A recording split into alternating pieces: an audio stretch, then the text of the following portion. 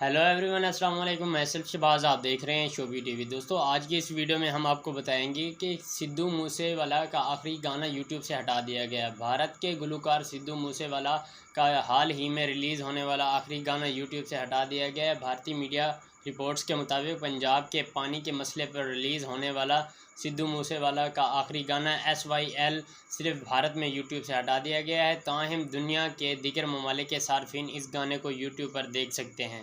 इतलात के मुताबिक SYL यानी कि सतलुज यमुना लिंक दरअसल 214 किलोमीटर तवील नहर है, जो पंजाब और हरियाणा के दरमियान 3 दहाइयों से ज़्यादा अरसे से तनाज़े की वजह बनी हुई है। इसके अलावा सिद्धू के इस गाने में 1984 के सिख फसादात, किसान कवानीन, किसानों की तहरीक के दौरान लाल किला पर सिखों का झंडा लहराने और सिख अक्सरियत पसंदों जैसे मुख्तलिफ तनाज़ात को दिखाया गया है। ख्याल किया जा रहा है कि गाने में इन तनाज़ात को उजागर करने की वजह से इसे यूट्यूब से हटाया गया है।